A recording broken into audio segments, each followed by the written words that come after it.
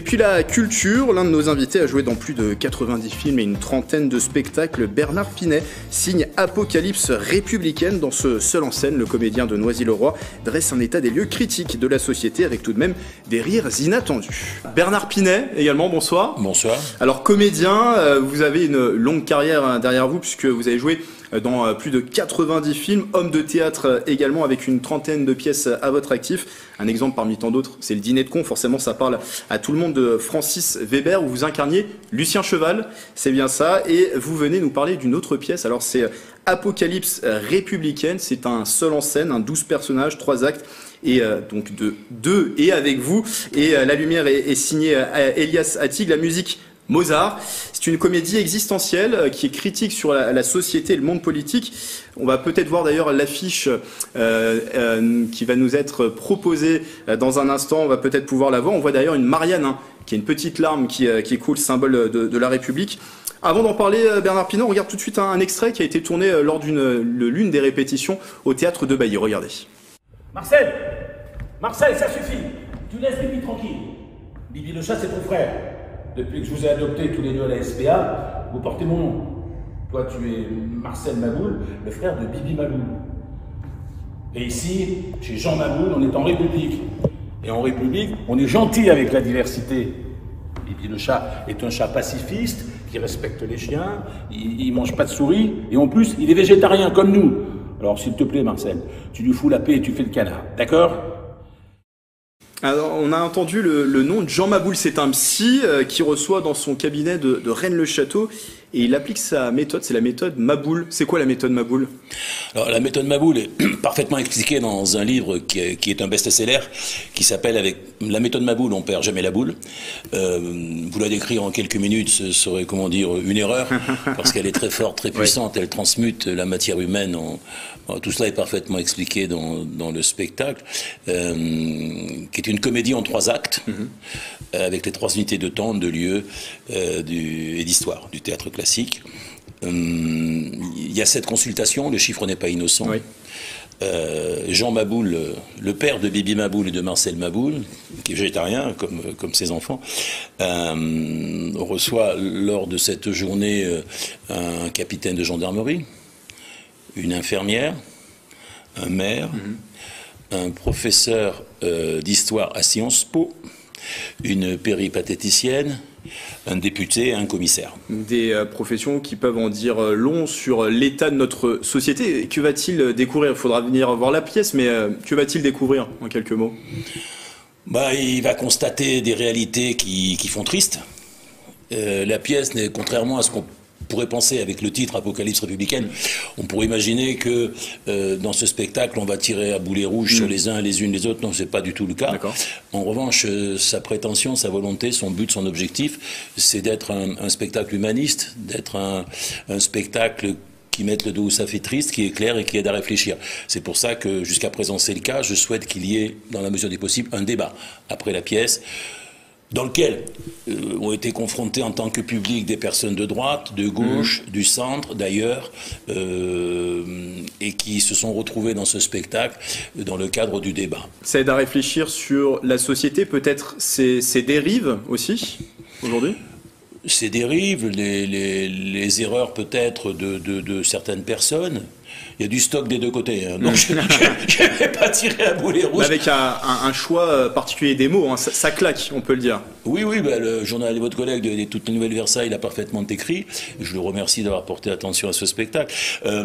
L'idée, dans le cadre de ces échanges avec ces patients, il y a des hypothèses de solutions qui sont abordées. Il n'y a personne dans une baguette magique. Tout le monde sait que c'est très dur d'avoir une casquette politique, quelle qu'elle soit. Donc il faut respecter leurs soucis et leurs conditions.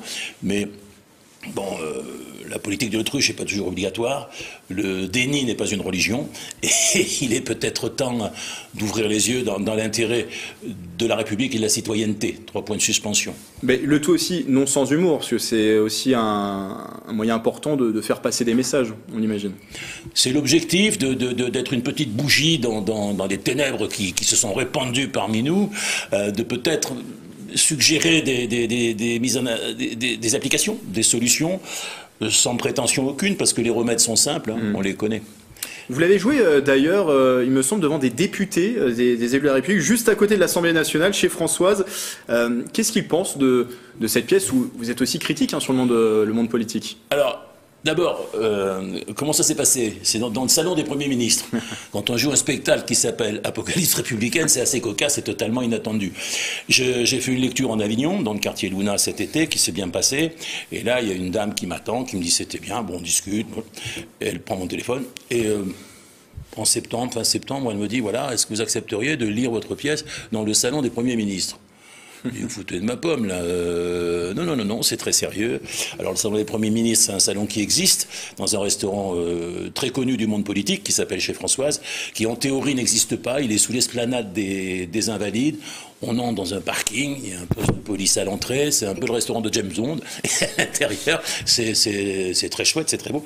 Et effectivement, midi et soir, il y a des députés, des sénateurs, des hommes politiques qui, des fois, se sont un peu secoués la veille et qui se font la bise au restaurant, ce qui est rassurant pour les citoyens. C'est un 9e seul en scène, comme Pétanque et Sentiment, l'une de vos pièces qui a été un succès avec plus de 300 représentations. Pourquoi cette formule du seul en scène? Comment dire?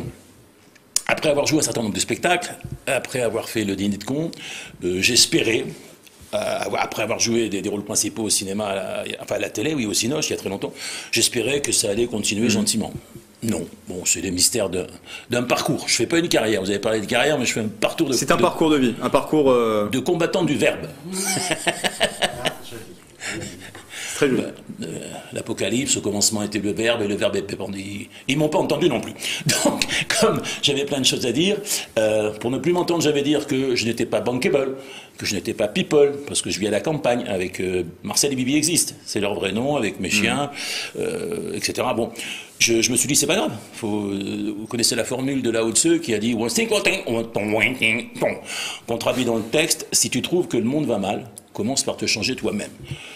Voilà, et donc je me suis mis à écrire mes spectacles. C'est le 9e, ça se passe plutôt bien. Je ne regrette rien. 9 festivals d'Avignon, 2 mois Molière et des centaines de représentations. Donc, j'ai absolument pas le droit de me plaindre. Merci à ceux qui m'ont pas fait tourner au cinéma et à la télé. Grâce à eux, je peux faire tout ça. Et du coup, une dernière question. Alors, vous l'avez dit, une première lecture au Festival d'Avignon. Depuis, la pièce a évolué. Maintenant, l'objectif, c'est quoi? C'est de la proposer et de faire une tournée, peut-être? Alors, déjà, au salon des premiers ministres, il y avait Dominique Thésio, qui est la directrice, la patronne du quartier Luna en Avignon, qui est sur le plan culturel est quelque chose d'important qui existe, où passent beaucoup d'excellents professionnels, qui a dit officiellement qu'elle me programmait cet été. Donc ça, c'est un drapeau qui est planté concrètement au Festival d'Avignon, ça on en fera un de plus. Et de deux, d'ici là, il y a d'autres lectures qui se sont mises en place. Je continue sur le principe des lectures. Pourquoi ? Parce que notre métier n'a jamais été facile. Personne ne peut ignorer qu'en ce moment, c'est encore un peu plus sensible pour une suspension à la ligne.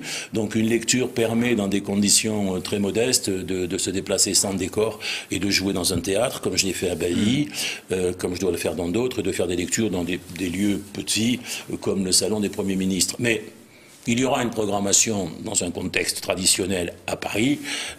Soyez patients. Il y a votre site internet qui s'affiche, on pourra avoir toutes les informations. Voilà, c'est la fin de ce 7-8. Merci de votre fidélité. Merci à vous autour de la table d'avoir été avec moi au cours de cette heure d'émission. Et demain, pour un nouveau 7-8, une nouvelle édition, vous retrouverez Mathilde Franco à la présentation. Belle soirée sur TV78.